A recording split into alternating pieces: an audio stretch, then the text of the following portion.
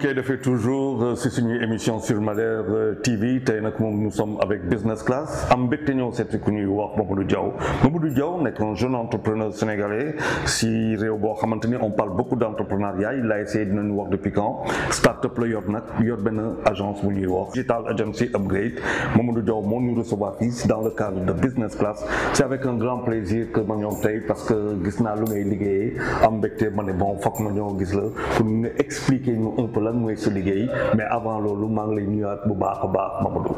maa ngi lay fay Charles di la remercier si invitation bi et puis di la encourager parce que gis nañ sa taxawaay si jeune entrepreneur yi ak say prise de position.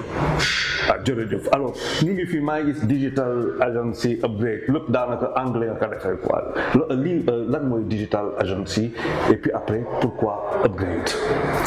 alors upgrade ça veut dire mise à jour jóge benn étape dem beneen étape alors quand on parle du digital n'est que mise à jour parce que quand tu commences de 0 faut nga dem 1 après 1 il faut 2 il faut 3 donc perpétuelle mise à jour la d'où le nom upgrade moom nga indi. alors est-ce que tey moom boo xoolee suñu société donc tey dafa mel na dañu war a upgrade est-ce que yow da nga foog ne fu ñu toll nii tey dañu war a upgrade Sénégal dafa toll foo xamante ne dafa war a upgrade mooy graduation ngay dem 1 2 3 di yéeg.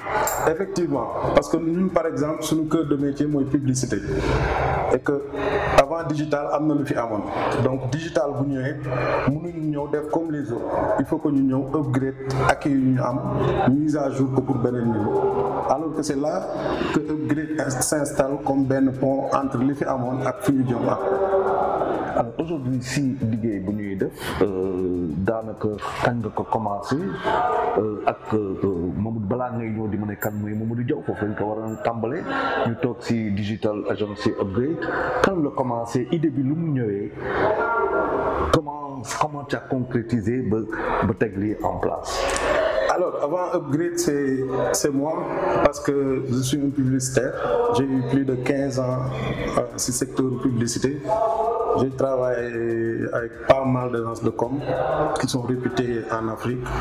Donc, sur ce, à chaque fois, je me donne un problème, moi, que de com yi fii ñëw duñu comprendre besoin ak social living au sénégalais donc d'où je voulais mettre quelque chose buy comprendre besoin ak culture bu ñu am plus la publicité quoi. kon daal ma bëgg ne agence communication yoo xamante ne ñoo fi newoon yëpp dañuy ñëw ak seen réalité seen waxuñu dëkk mais bu ñuy wax ak sénégalais yi daanaka sax duñ am dégg-dégg boobu. waaw parce que publicité par exemple c'est par niveau dafa am lu ñuy wax réclame c'est par exemple téléphone bi boo ko yoroon iPhone dafa graaw am na lii mën na lii tu réclames ce que le produit a alors am na beneen niveau mooy niveau 1 où du ma réclamer produit bi mais damay dem si au-delà lu produit bi def c'est un sentiment téléphone la da ngay coordonner ak les autres daf lay résoudre say problème donc Sénégal agence yi fi newoon en général dañ doon ñëw ak benn niveau publicitaire européen bëgg ko inculquer population bi nga xam ne tollul foofu. alors ba nga commencé 15 ans de publicité puis un beau jour nga décidé dem si benn domaine boo xamante ne c'est encore un peu plus complexe mu am ay changements renouvellement depuis quand alors quand est-ce que nga décidé quitter benn domaine bi pour plonger dans un domaine qui est très très très pointu. alors c'est en 2011 après bon toute publicitaire tu es parfois ci freelance parfois en agence mais 2011 je me suis dit que il faut que je me lance. mais après pour man amoon na yu bëri yu desoon parce que booy ñëw di teg leneen il faut que déjà nga am acquis de li fi am ak lii ñëw lan la nga maîtriser ko ba pare d'où les outils digitaux inbound marketing neuromarketing des choses yi nga xam ne ñun amuñu ko woon en agence il fallait dem outil ji ko plus li nga amoon doo ko mën a teg dara et 2011 je me suis dit que là c'est bon. mais est-ce que c'était facile parce que yaa ngi jógee foo xamante ne salaire nga fa am ak yu demee noonu bon c'est vrai que freelance par ñëw nag décider dem affronter ba pare bon war a investir comment ça a été est-ce que ça a été facile est-ce que à un moment découragé de parce que 2011 ak tey ça fait quand même 13 ans alors comment ça a été. alors est-ce qu'on t'a pas traité quelquefois parfois yow da ngaa dof tu prends des risques inconsidérés. ouais bon entre-temps trébuché je dis trébuché parce que à un moment donné avec les charges financières tout ça day compliqué da ngay obligé dem agence ñëwaat et tout ça donc nature des choses là mais depuis comme ni ma wax 2011 je me suis dit peu importe que ça marche ou pas je reste sur ça. Et tu as eu raison de rester sur ça parce que quelques années après, on voit que bon, la société est en train de s'agrandir. Il y a eu des investissements. Est-ce que tu as eu fait upgrade par rapport à logiciel lui bouger, avec le bruit lui bouger, demander est-ce que dafa laaj en permanence de mise à niveau, ça bon, agence bi def mise à niveau, ak ay mise à niveau d'investissement. Ouais, mise à niveau moom c'est all day parce que monde bi day bouger dans tous les secteurs. D'autant plus si secteur ou publicité où par exemple là tout le monde parle de transformation digitale mais en matière de transformation digitale deux niveaux la premier niveau bi ERM la mooy que société bi ci boppam nu muy liggéeyee nan lay automatiser process am faciliter ko mais loolu c'est en interne. Wow. Après am na beneen niveau moom mooy CRM moom mooy niveau bi nga xam ne clients yi la mais niveau clients yi foog on parle de données foog nga recueillir ay données foog nga teg ay façon publicité yu bees foog nga xam utilisateurs yi nan la ñuy comporté woo foog nga mën a dem jëli ay données pour mën ko matcher def benn campagne xool ban taux de satisfaction la am donc tout le temps da ngay mise à niveau tout le temps outils yu bees dañuy génn.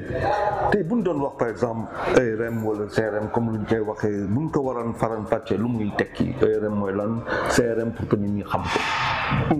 Parce que par exemple comme lu ñuy wax digital mise à niveau la rek avant digital société yi dañ doon liggéey ak ay départements yu bokkul par exemple boo jëlee benn société X day am direction d'achat am vente am direction am comptabilité donc ay pôles yu bokkul la woon mais problème process boobu moo doon jël temps bu bëri pour benn niveau jugewaat beneen niveau pour valider dara donc mënoo woon am regard global ci structure bi mais digital bi dafay indi ay solutions yi nga xam ne par exemple de manière segmentée bu ci nekk mën na am information buy collecté wu yëpp ci benn donc loolu mooy CRM par exemple comptabilité bi bu defee facture directeur d'achat bi mën na gis facture bi valider ko ou bañ ko valider client bi bu valider devis mu ñëw ci yow facture directeur de société bi directement day gis kan moo topp dossier digital bi yëpp dafay segmenté wu ci ñaar benn bi mooy ERP boobu mooy entreprise yi par seen secteur yi ñuy liggéeyee en interne muy direction d'achat comptabilité ressources humaines nan la ñu mën a communiquer ci benn base de données donc lépp luy outil pour loolu outil ERP la léegi nag lépp luy outil pour en dehors d'intérieur mais à l'extérieur cible bu ñuy communiquer par exemple bu doon ministère la ñuy soxla papier ci ministère bi ñan lañ ci ban nombre la ñuy ñëwee par jour nan la ñu mën a waxee ak ñoom nan la au-delà de créer benn communauté ak ñoom chaque tabaski nga envoyé leen message suñ ku ci am fête anniversaire am nga envoyé ko message donc société bi day nekk au cœur u cible loolu CRM la tudd maintenant ci biir CRM boobu dafa am yeneen niveau mooy ñun ce qu'on fait par exemple notre cœur de métier création de contenu digital moom mooy nga mën a cible boobu nga am jëlee leen de cible à communauté di fournir ay contenu bu leen intéressé di xool lan la ñuy def ci internet bi pour nga mën a adopter say offre pour dem fekk ci leen fi mu nekk. Alors vous êtes une start-up Upgrade tey est-ce que bu ñu xoolee suñuy société maanaam les sociétés dans le cadre privé ak aussi société nationale yi mooy administration publique est-ce que tey mën nañu wax que Sénégal si wàllu digitalisation si biir société yi est-ce que nekk nañ si benn niveau bu satisfaisant wala il faut que niveau bi àggagul foofu et comment ça se passe parce que vous avez l'offre est-ce qu'une demande elle existe et un marché qui est très fort. Alors parce que foofu pour ñu mën a évaluer marché bi day dépendre ci cible ce qui est par exemple le privé peut tout digitaliser par rapport ak cible ak segmentation de marché mais l'État ne peut pas tout digitaliser parce que l'État bu ko defee rek day exclure ay nit day exclure par exemple ñu amul utilisation forte sur digital day exclure ñi nga xam ne seen taux de pénétration internet yeggul foofu donc pour man première base bu État war a def moom mooy former les gens faire comprendre lan mooy digital mën a wàccee digital bi ci niveau population bu gën a wàcc donc dafa war a nekk benn projet sociétal pas un projet où l'État dit que damay digitaliser lépp ñi nga xam ne WhatsApp rek la ñuy utiliser seen téléphone. Si commune bi bu defee application où il faut aller inscrire nanani nanana da ngay perte ñooñu ñëpp. Alors ce qui s'est passé par exemple si banques yi à un moment donné l'État a trouvé que il faut que mu am ay banques pour contrôler wala peu importe. Waaw mais formé wu nit ñi na banques yi comment ça fonctionne pour notre cible digital bi buñ ci duggee def lépp transformation digitale te préparer wuñ cible bi même chose moo ñu dala. Donc il faut que balaa nga tàmbale comme là par exemple ñu ngi dëgg impôt yaa ngi digitalisé ak yu demee noonu on entend beaucoup de choses mais il faut d'abord nga dugg balaa nga dugg si loolu foog nga dem si nii y a une sensibilisation au niveau de toutes les strates du liggéey ba si population yi. Exactement par exemple maa ngi dégg taximan bi ne Yango moo sonal nit ñi alors Yango sonalul nit ñi ñàkk xamam moo ko sonal par exemple le gars waxaat ko nga ne Yango sonalul nit ñi mais moom ñàkk xamam maanaam niveau de connaissance bu limité. Waaw moo ko sonal donc et que pour man état dafa am rôle si upgrade niveau de connaissance boobu. Donc tey taximan bi dafa soxla mise à niveau dafa soxla ñu ñëw ñu yokkal ko ba mu am xam-xam si wàllu boppam moom mu mun a tam satisfaire am. Exactement marché si plateforme boo xamante ni mu ngi fi. Exactement mais si par exemple l'état bu ñëwoon teg comme Yango ou plus fort que Yango taximan boobu day continuer di am problème kooku état moo ko exclure donc moo tax état avant muy wax d'outil il faut qu'il parle d'humain nit ñi ñu upgrade ba pare pour mën a utiliser outil rek. ñu ngi fi upgrade mais xam naa balaa ñu continuer rek parce que je sais que tu as des jeunes travailleurs gis naa que c'est une très jeune équipe Mamadou est-ce que di ñu woon sa équipe ñu dem nga présenter ñu xool ban liggéey ngay def actuellement est-ce qu'on peut avoir un regard un peu sur un projet sur lequel tu es. Exactement il y a pas de souci mais avant dama bëggoon a leeral les services yu upgrade di def parce que comme ni ma expliqué ci transformation digitale bi dafa am li nga xam ne maanaam publicité bi fi amoon en avant moom mooy def ay panneaux publicitaires def ay publicité à la télé à la radio maintenant nous ce qu'on propose c'est la même chose mais que sur le digital parce que agence de com intégrale lañ mais ak ADN digital ça veut dire que dañuy auditer ñu ñuy waxal ci digital bi qu'est-ce qu'ils font lan la ñu bëgg ci yan réseau la ñuy gën a jël temps que sur d'autres réseaux ñuy doog a élaborer stratégie pour ñooñu après on décline topp leen si terrain bi qu'est-ce qu'ils font parce que aujourd'hui ak Google on peut savoir par exemple Charles Faye yan circuit ngay jël par jour. Oui. Maintenant su ma xamee yan circuit ngay jël par jour xam li ngay def internet si je te donne des publicités si site yi ngay passer du temps si ligne bi ngay aw ma def fa ay panneaux publicitaires c'est plus percutant que penser panneau publicitaire by digital. Donc ça veut dire j'ai maa ngi si benn tali digital boo xamante ne ñu place seulement des panneaux digitaux quoi man fu ma tourner maanaam fu ma dem rek ñu may xaar si code. All tracking moom la ñuy wax si neuromarketing la bokk mais nit ki c'est pareil je donne un exemple par exemple boo doon def publicité Madère TV. Wow. Il faut déjà quand tu dis à tout le monde que Madère TV télé la buy def lii ça n'intéresse pas tout le monde mais boo xoolee ñi nga xam ne idéologie ak valeur u Madère TV moom la ñuy am moom la ñuy wër ci internet chaque fois ils ont l'habitude di dem internet di taper panafricain di taper telle personne et que personne yooyu seen valeur ak sa valeur benn la boo leen ciblé da nga leen jot directement tu fais moins d'argent pour communiquer ak sa cible. Wow. Tu les touches au cœur du cible parce que boo dugalee contenu dañuy fournir dañuy commenter ak yow parce que loolu daf leen intéressé et que boo leen woowee dinañ ñëw. Donc ça veut dire qu'il faut une stratégie il y a une stratégie digitale il y a l'infrastructure il y a tout ça mais boo amul stratégie doo dem.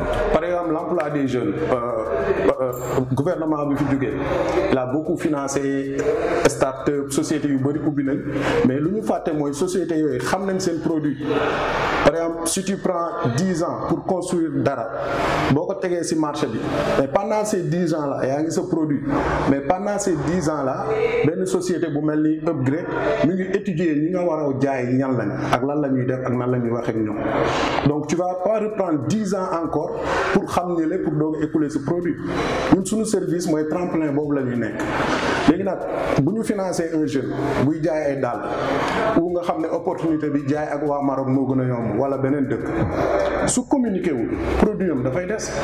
donc affaire bi en fait c'est un marquage à la culotte systématique duñ ko bàyyi quoi c'est en permanence que nit ki dañ koy topp doxal lu muy def pour que moom ñu mun a dem jëli ñeneen ñoo xamante ne dañuy daje ak ñoom si yoon la. waaw parce que maintenant business fu mu toll la business tollatul comme par exemple bu njëkk ba nit da doon dem jëndi or diamant wala lu mu mënti jëndi ñëw dem jaay ko alors aujourd'hui da ngay dem xam ñi ngay jaay lu ñuy def fan la ñuy def ak nan laa leen di jaayee doog a dem uti produit mais Sénégal par exemple tout ce qui est marketing KPI publicité pour ñoom lu ñuy def la rek pour feeñ alors que publicité c'est du mathématique scientifique 1 plus 1 égale 2 pour vendre dafa am ay mécanismes pour créer de l'engouement wala pour bâtir benn identité de marque bu fort dafa am ay techniques yooyu def maintenant si tu respectes pas techniques yooyu noonu yëpp nga bëgg a am résultat ne dis pas que publicité moo marché wu.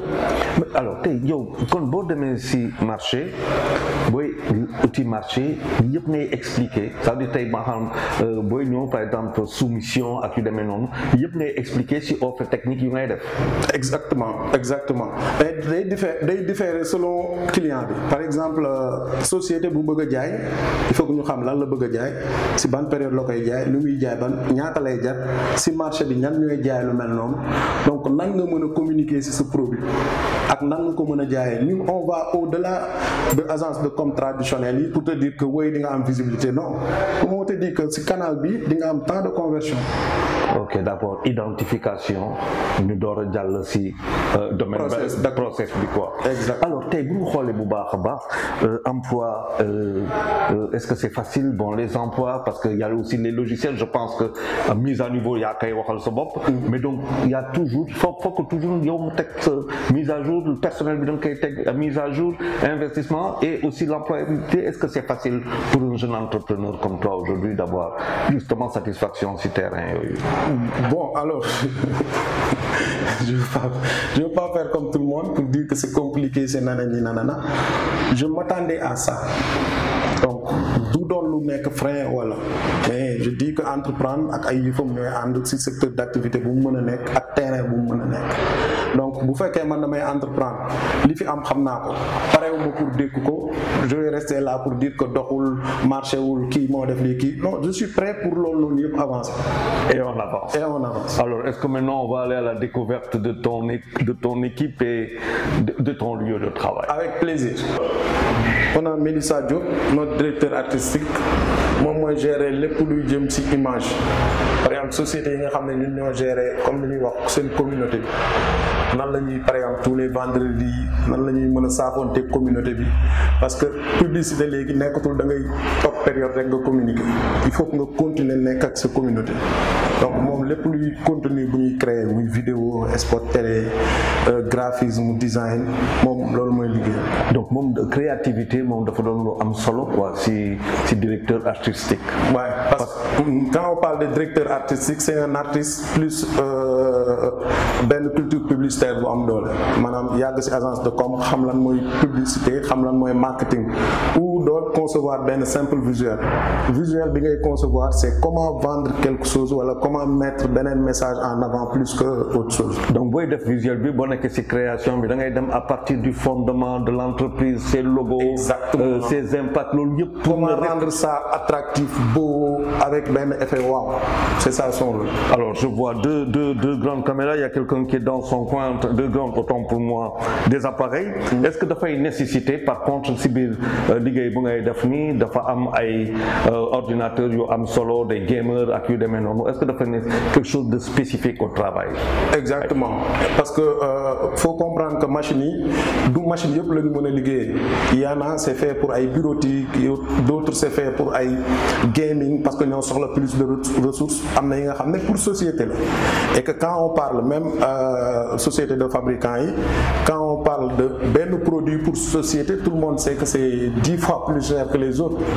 Donc ça moom réalité boobu dañ koy confronter. On est au Sénégal, pour nga am yenn matériel yi sax doo ko gis tu es obligé de jënd Amazon ou kenn jëndal la ko Paris indil la ko est-ce que ça c'est pas je veux dire c'est un grand problème aussi bu fekkante ne chaque fois perte de temps la foog nga xaar alors que Sénégal tollu na foo xamante ne tey bu tant que logiciel yi tout le temps day changer plugin day lépp ay changer il y a toujours un renouvellement est-ce que c'est facile?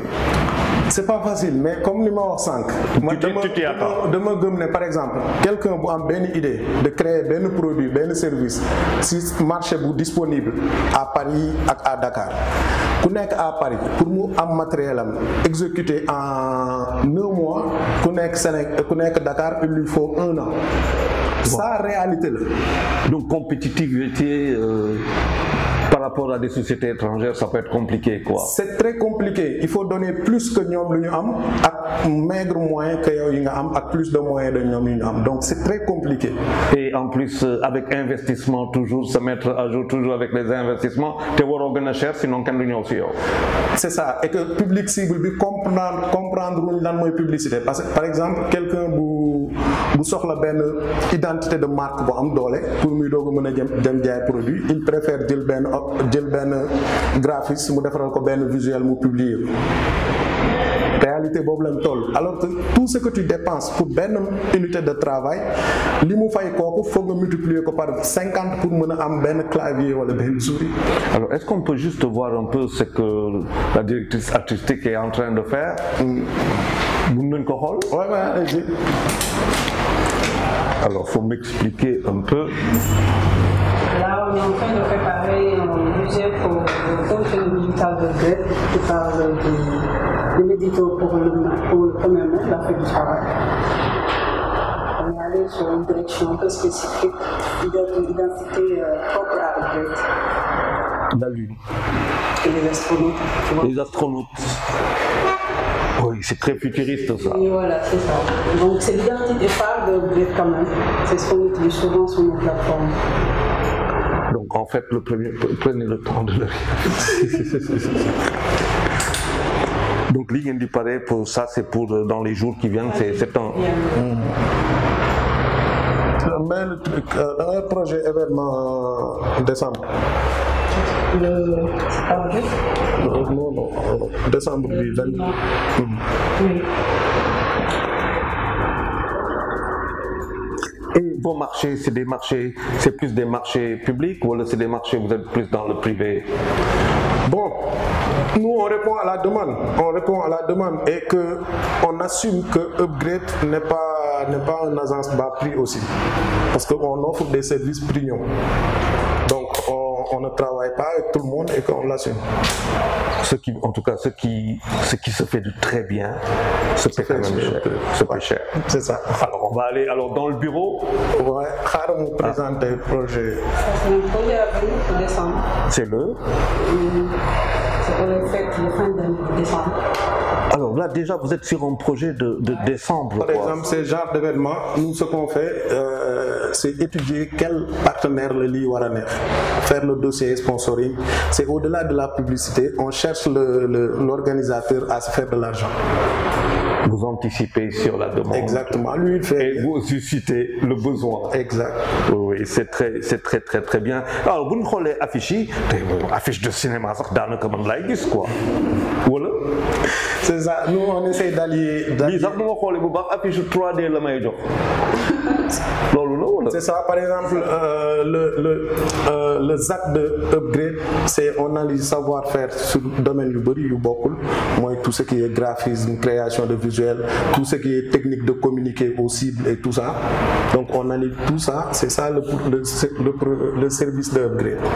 Là-bas derrière, je vois Upgrade, je vois arrêtons et puis je vois un pistolet avec une balle, c'est bien ça? Ouais, ça par exemple, comme on dit, nous on peut se proclamer comme agence qui travaillent sur des causes sociales, mais d'une manière bénévole. Par exemple, bu ñu gisee ne journée de la femme moyen la pour ñu communiquer pour jigéen ñi, mais foog ñu mën a communiquer efficacement et que ça c'est le rôle des ONG ak état bi pour ñu mën a sensibiliser nit ñi ci problématique boobu. Donc Upgrade day jël paaram communiquer ci loolu, d'où la ñu créé woon campagne bi pour parler ci violence yu ñuy def jigéen yépp. Boo xoolee approche visuelle bi c'est lépp lu ñuy def jigéen ci parole ci acte bu dajaloo day nekk pistolet. Nit ju koy def mënuñu sentir effet boobu, mais quand tu regardes le visuel, pistolet, oh c'est grave, c'est là où tu te rends compte l'effet que tu fais, peu importe nu mu toll. Très bien, bon, on va, pour finir, on va parler de Mamadou Diaw peut-être, pour avoir le bureau. D'accord.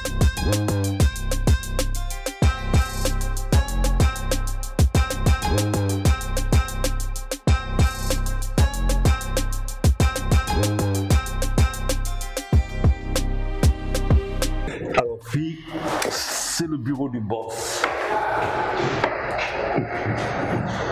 Bon, Mamadou, maa ngi gis naa guitare, ampli, maa ngi gis xawma ballon de basket, amateur de café,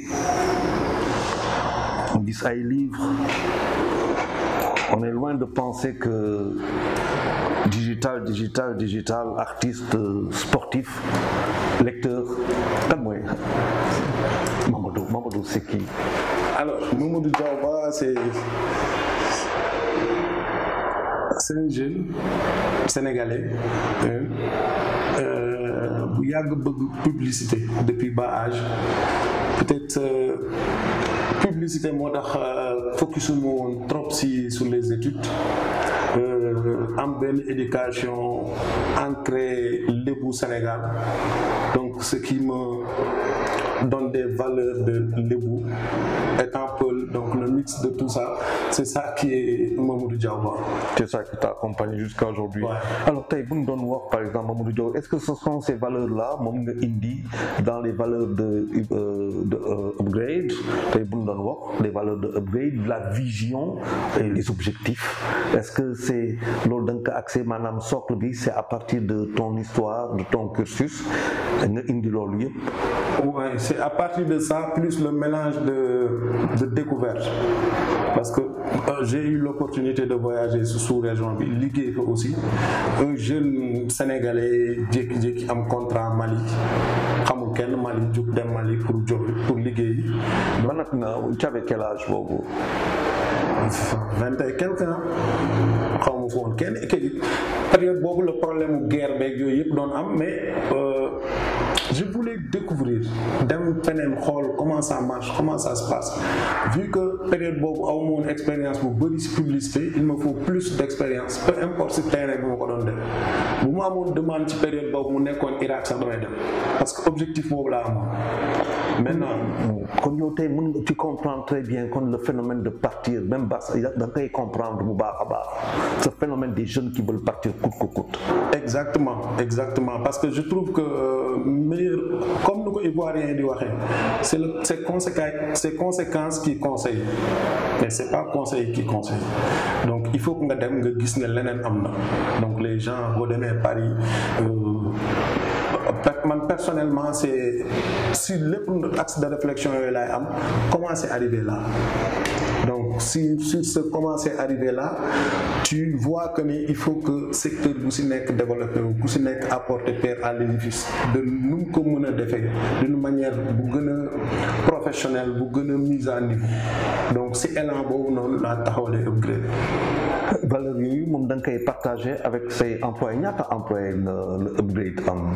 Par exemple pour des contractuels on a 4 employés, mais pour des prestataires ça dépend si projet yi.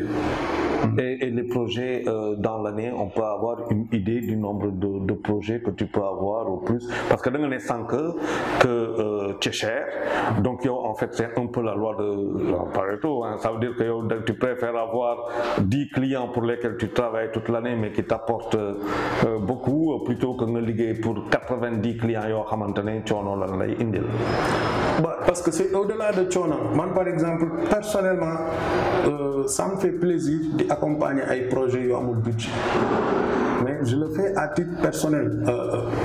nekkoon naa panéliste ci ay Sénégal musique digitale ay panel yu bëri bu demandé wu ma sax ñu fay ma parce que je trouvais que le peuple bu ma xam il faut que ma dispenser ko ñeneen pour ñu mën ko utiliser ci digital bi def ci xaalis mooy loolu lay apporter pierre à l'édifice.